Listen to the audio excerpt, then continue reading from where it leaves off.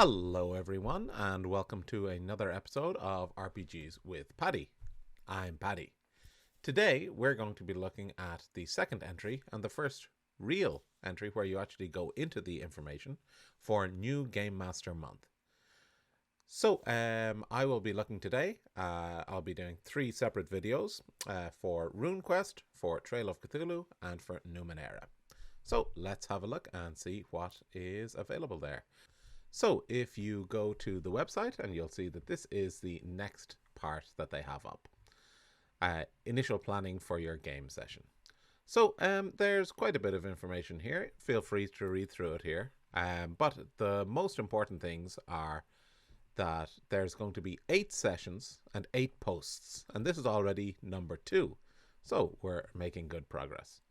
And they say each task that they give you for those 8 sessions, those 8 activities, it might take you about an hour or so. And so maybe you're thinking, is it always this much work? So you're putting in about 8 hours of preparation just for one game? But as this article reassures you, it's not all that bad. First of all, this is just little bits of work throughout the month. But also it's teaching you the game system. Once you have the game system and the core rules, that really represents the bulk of the work. And it gets a lot easier going forward. So don't think that every time you play, you're going to have to put in a month's preparation time before. This is just to help you build up to that first session. After you've got that first session sorted, you'll be much easier. It will be much easier for you to run your next session. Okay, so there's a little bit of information about setting it up digitally as well. I won't be focusing on that, but feel free to read that if you want, but it's fine anyway. It's nothing too much. Most of the Roll20 information will be here. But again, I won't be going through it in details. So, although I said I will be doing 3 videos, which I will, all 3 of them for Numenera, Trail of Cthulhu and RuneQuest focus on these main issues that you should get started with immediately. So the first one is choose a time and a place. So the website recommends the weekend of January the 27th, that would work nicely because it lines up with the end of this program, the New Gamemaster Month. So you finish the program and then you immediately start your first session. But of course, if that doesn't suit you, choose another time that suits both you and your players. And I would say if you have many people who are interested in doing it at the same time,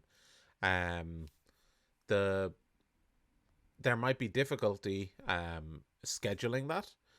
And if you can't get a time that suits everyone within, say, the first 2 weeks after finishing this, just play the session without everyone. It's really important to get that first session under your belt, and you can always run the other sessions or the same scenario for some of the missing players in the future. But it's really important to use this momentum that you have from New Gamemaster Month to have that first session within about 2 weeks, I would recommend, if at all possible. Yeah, the next thing is to wrangle your players. I love that is sometimes the absolutely perfect description, wrangling your players. So usually for most role-playing games, 4 to 5 players is best, but I would say 2 or 3 players is fine too. I would recommend not going too high though. If you've got 6, 7, 8 players, it is probably just easier to run 2 sessions. For a few reasons. First of all, it will be much easier to arrange a time that suits everyone. And also, you can just run the same session twice. So say you have 8 players who want to play. You can have 4 players playing one week, and then another week you run the same scenario for different players. This really lets you relax a bit. You've already done the prep for the session once. You'll just be doing it again. But also, any parts you were unsure about running the first time, you can see, can you improve it in your second session? So I think that's a really good situation if you are fortunate enough to have, say, 8 players who want to play. And basically the last thing there as well is that they recommend this website, whenisgood.net. This is a very useful website, and I'll just show you here. Basically, you'll just set up a time like this where everyone can highlight what times are suitable for them, and then you can all clearly see what is the suitable time. So I think that's maybe the best one. So choose a time that's suitable for you, and then try to get your players signing up for that. Okay, so for Trail of Cthulhu, you should download the free scenario Midnight Sub Rosa. I already have it as part of the Out of the Woods collection, but I'll be using the free PDF available here to go through it at the same pace as you. Now, for me, this download link wasn't working. So when I opened it up, it immediately closed, probably some kind of ad blocker. So what I did, in case it's not working for you, is I opened it in an incognito window. I wonder will that show up for you there. And then it looks like nothing is happening. But then I reloaded it, and then it downloaded. So that was a little bit strange, but that's how it worked for me. And then you should have your zip file down there, hopefully. If you are still having trouble, just let me know and I will sort you out. You don't have to read through it just yet, but here on the website, they provide you with the 2-minute pitch. The player characters, so this is the part here, 2 minutes is not. The player characters are sent to a gathering of occultists to retrieve a magical diary, and one of the people they meet is secretly planning to use the diary to conduct a horrific ritual. They've got to find the culprit and stop the horror. So that's the setup that we have. What you do need to do, so as I said, you don't need to read through the rest of the adventure. Of course, you can flick through it at your leisure. But what you do need to do is down here at the bottom, do a little bit of initial reading. Read the first column, read just the first column on the introduction, and skim the chapter on the 30s. As it says here, Midnight Sub Rosa is set in the United States, so you don't have to read all the material about the rest of the world. And also take a look at the Armitage Inquiry campaign frame on page 206-207, which is the background for the scenario. And again, don't worry, you're not reading too deeply, it's just to have a feel of it. And the main thing here for the Armitage Inquiry campaign frame is just to get a feel for the secret band of academics investigating the Cthulhu mythos theme. So let's have a look at this now. Okay, so our first task was to read just the first column here. So this is giving us kind of the flavor of Trail of Cthulhu. In the midst of prehistory, alien gods and monsters fell to Earth and warred over our planet, unleashing cosmic science and inconceivable powers until continents sank and seas boiled. Exhausted or defeated, they fell into an eons-long slumber, and the human race goes about its unknowing business over their graves and tombs. But there are those who want to seek out the fragments of lore they left behind.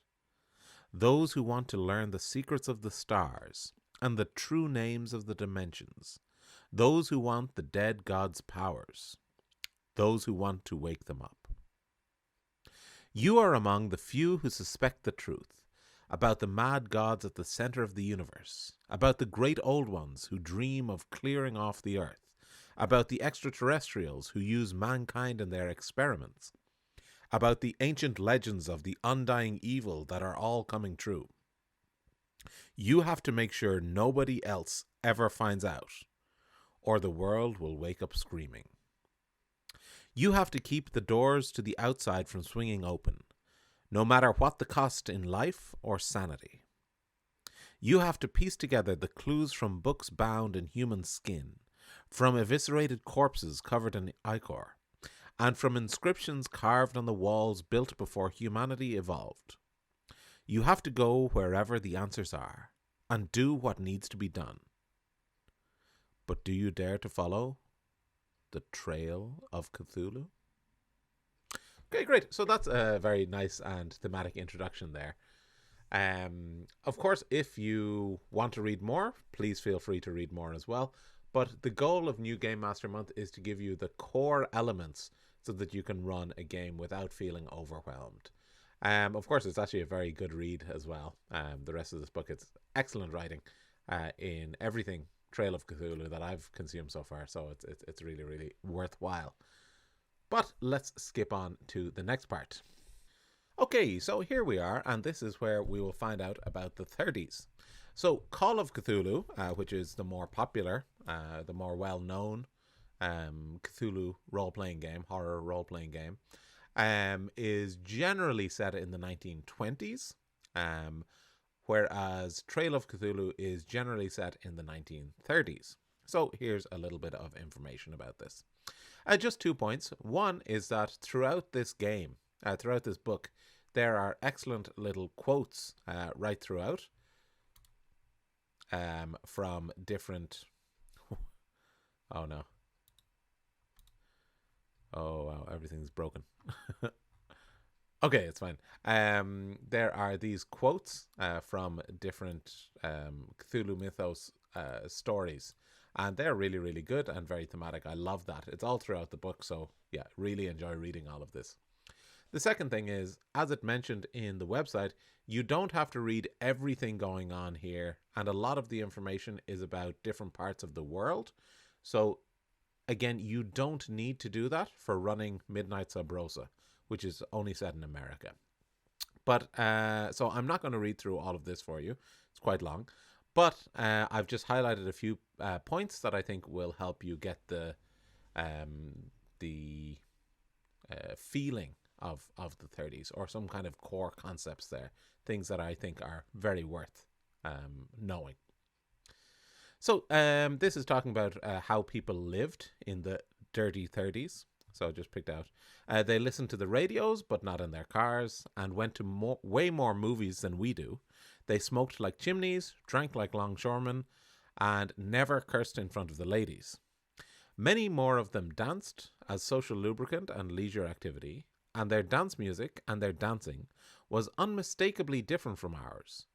Singers sang standards, not their own songs, while even middle-class folks bought tailored clothes, not off the rack. Food in America and Britain was plain at best.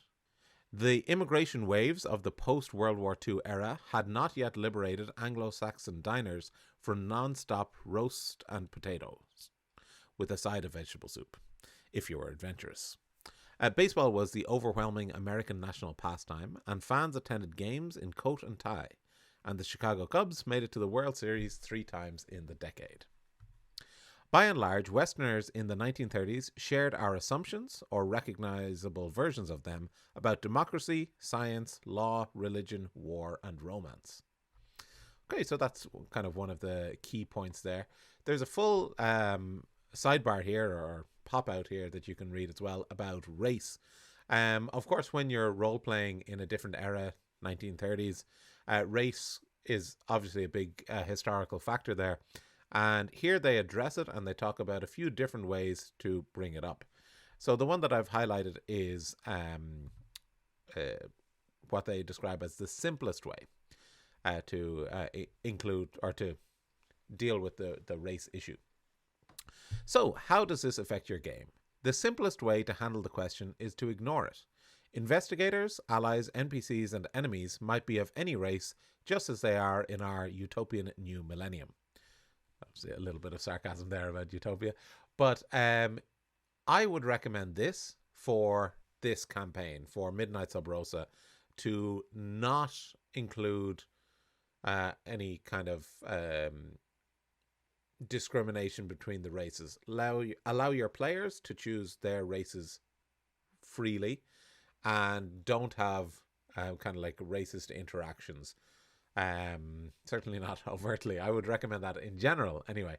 But some people really want to have that historical accuracy as well. There are other options here. One is, so they say, the next simplest way is to construct all white parties of investigators who seek information or assistance only from fellow whites to battle creatures.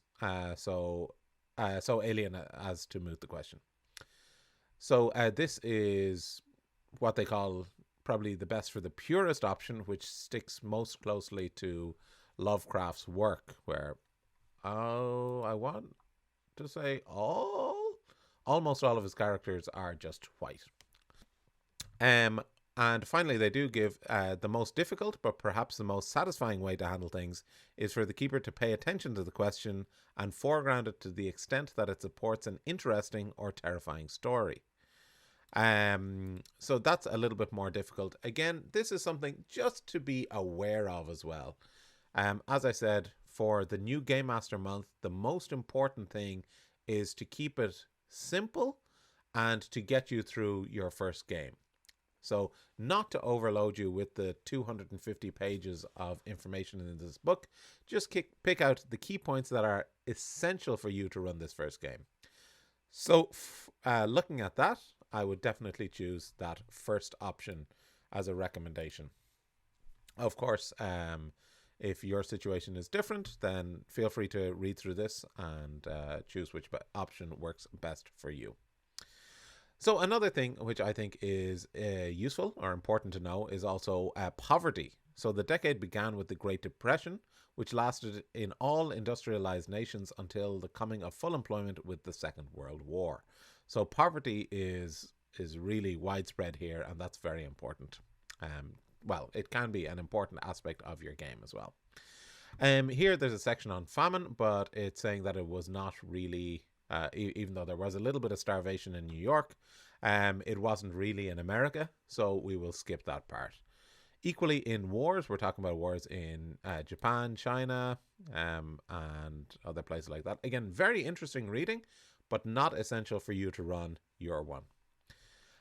Finally, well, not finally, not at all finally, but on the next page there is a very nice, just the headline news, which is really good for you to read just to get a little bit of information about what was happening at the time, what people were talking about as well. So I believe Midnight Sub Rosa, I'll just check it here, is in 1936. Yes, 1936. So you might want to use something either from 1935 or 1936. Germany remilitarizes the Rhineland. The Pittsburgh flood kills 70 and destroys 100,000 buildings. Franco's mutiny begins Spanish Civil War. Stalin begins purges and shows trials of Politburo and Red Army. I'm not sure about that, sorry. Hoover Dam now is completed. Paul Robeson's version of Gloomy Sunday released. FDR re-elected. King Edward abdicates to marry a divorced commoner. George VI becomes king. Just have a look here. It's April 1936 is when Midnight Sub Rosa is set. So you're probably looking only at the Germany remilitarizes the Rhineland, and the Pittsburgh flood kills 70 and destroys 100,000 buildings. Everything else hasn't happened yet. Just kind of like a little bit of background noise for what's going on. But again, when you're playing Trail of Cthulhu in the future, that can be a really helpful resource as well. So the next section is about totalitarianism. And again, you don't need this, but it's very interesting as well. Everything in this book is really, really well written. One thing they talk about is Paul Wilson's novel, The Keep, in which a rabbi and an SS commandant have to ally together to battle an inhuman monster. So again, this is talking about people who are obviously at odds, but they join together to stop something that's going to destroy humanity. And again, we can just kind of skip through these. Here is the Nightmare Countries. And again, very, very, very interesting reading, but they don't have to do with America. So we'll skip these for the new Gamemaster Month. But feel free to read through them. Generally, they give you a little bit of information about it and then some connection to the Cthulhu mythos. Sometimes... Whoa, am I stuck? Damn it. Okay, okay, now it's back. Now they do have a section on Louisiana, but that is not relevant for our campaign. So again, no need to read that. Again, very interesting if you have the time, but don't feel overwhelmed. The goal here is to get you to run one session. But here, the technology of the 30s should be familiar fare to any player who has watched her share of World War II movies. It's a heavy industrial mechanical mechanical tech, full of diesel propellers and whirring cogwheels. The workhorses of the world are the railroad engine, the steel mill, and the hydroelectric dam. Television is cutting-edge mad science. Computers are still just a mathematician's daydream. And oil has been the new coal for over a decade now, but that's not so important. Vehicles. In general, if an investigator has a driving ability rating, he has a motor vehicle suitable to his credit rating. And there's a little bit of information here and a table on the next page down below. An investigator must have at least a driving rating of 2 to own and to be able to drive a motorcycle, but they are extremely affordable and widely available, used or rebuilt at any credit rating over 0. So here we have a list of vehicles available as well, their cost and their speed, and some notes there as well. And here, because you demanded it, more complete weapon statistics for common or evocative firearms of the 1930s. So just this part here is about aircrafts. You won't be dealing with players piloting their own aircrafts. But here we've got the weapons, and later in this course we'll look at the different statistics and how to use weapons and damage. But here's just the light firearms, heavy firearms, and very heavy firearms. And I think there was a small note I wanted to say here. Yeah, there's a small note about shotguns are considered heavy firearms at point blank range and light firearms at near range. Here as well, we just have some general store prices as well for things that you might want to buy. It's always useful just to have that list in case the players say, oh, I want to buy something, or I'm going to a special event, I need to buy a tuxedo. Here's your price for a tuxedo, still called a dinner jacket. Okay, and finally, on pages 206 and 207 of this page, we find the Armitage Inquiry campaign frame. So this is something great for Trail of Cthulhu, which is it presents a number of frameworks in which you can run a campaign. Now, Midnight Sub Rosa is just going to be a single adventure, but you can use some of the information here as well. It's just a good structure to have as a background. Why are your investigators going out and checking out this place? So the Armitage Inquiry is what we're going to be using here. So again, there's just a small little link here from The Shadow Out of Time if you want to read that. But basically, the background to this is enough professors at Miskatonic University have stumbled onto the mythos in the last several years to create a critical mass of dangerous knowledge. Under the direction of Dr. Henry Armitage, they have decided to do something about it. He has formed an informal inquiry group. So you'll know Dr. Henry Armitage from a number of stories, particularly the Dunwich Horror. But basically, he was a professor at the university and he found out a little bit too much about the mythos. And so now he wants to stop other people finding out information about it. So this campaign frame takes a base and mission structure centered on Miskatonic University in Arkham, Massachusetts. And again, you can read all about this. Style. Trail of Cthulhu has 2 styles. There's the purist option and the pulp option. It doesn't really matter which way you want to play it, and we'll read about that more throughout the course of this program. But the mythos is barely known. As recently as 1908, only 2 anthropologists in America had ever read or heard the word Cthulhu.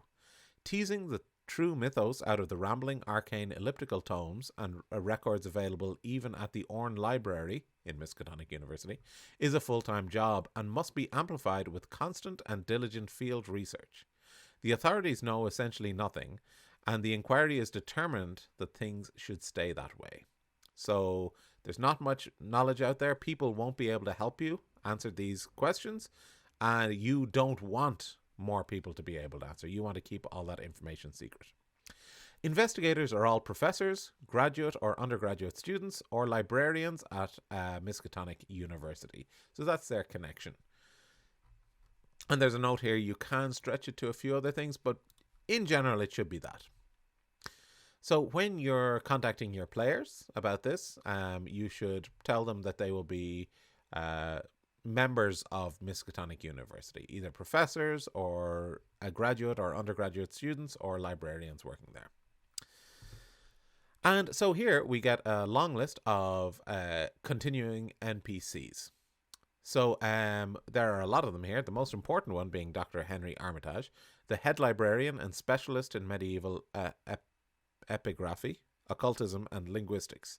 Took his doctor in literature at Cambridge and may have mythos contacts at that university. Retires, becoming director emeritus in 1936 to head the inquiry full time. So then there's a number of other kind of core NPC contacts here. I won't go through them all because there's quite a lot. But members of the inquiry, so your players, can use academic abilities they don't actually possess, albeit at one remove.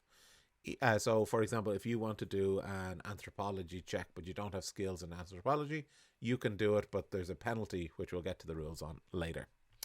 Each investigator should pick a patron from the list above, or make up one. This is a scholar who introduced them into the inquiry. During an investigation, they can write, telegraph, call, or otherwise seek the advice of their patron. If a response is possible, their patron will provide one. So if they're looking for information, they can contact one of these people. And they say the pitch here, I actually don't know enough of these to say if it's a good pitch or not.